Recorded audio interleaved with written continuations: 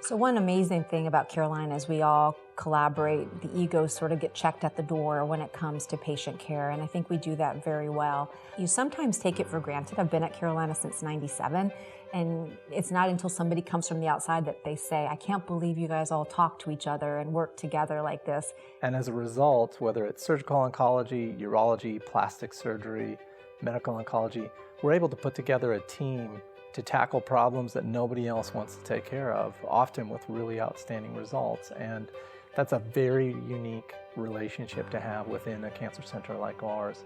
I think we do a great job collaborating at UNC with our referring physicians. I think getting them feedback about their patients, but also working together to see if there's opportunities for patients to be followed closer to home, and we share follow-up, as well as maybe even getting some patients treated closer to home. One of the things that we really pride ourselves on is really having a personal relationship with a lot of the referring physicians within the state.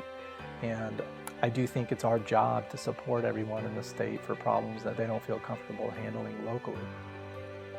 So at UNC, we have this wonderful program where it's part of what's called the health registry, and there's different parts. The health registry is where patients can sign up and be prospectively followed with quality of life data. A separate part of that is, in the kind of the penultimate of that, is a program called UNC, where patients sign up, and as part of that, they can have their tumors sequenced with next generation sequencing to really be able to identify potential targets for treatment. And as an example, our research lab is heavily involved in molecular therapeutic medicine. And these are targeted therapies that can modify abnormal behaviors in cancer cells with the hope that we can stabilize the growth of cancer cells. So even if you can't cure it long term, if it's not growing, it's not going to hurt you. So you could live with cancer so much longer without all the side effects of chemotherapy that people are familiar with. I'm mostly interested in endometrial cancer. That's an area of research that I've been doing since I was a fellow, and my interest continues. I sometimes call endometrial cancer sort of like Cinderella's ugly stepsister. Patients typically do well with endometrial cancer, but there's a subgroup of patients who do very poorly, and those are the patients that I'm interested in researching.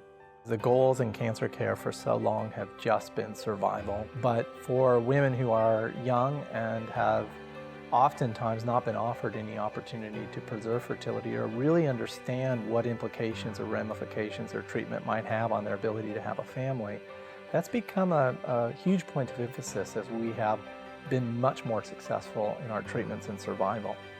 I think the fact that we're focusing on survivorship is really exciting. That means we're doing a better job curing cancer. And so the fact that there's more interest in survivorship, to me, is amazing, that can now be our focus and not just accepting all toxicities just to have a chance at a cure.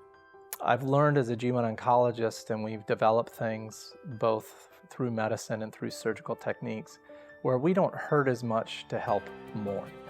So we get a lot of referrals, both within North Carolina, within the local region, between Duke and UNC, as well as the country. And we have everything under one roof that's required to take care of a patient with GYN cancer. And there's nothing we can't do that needs to be done in this part of the country. And for that reason, I can't think of a reason to send someone in somewhere else.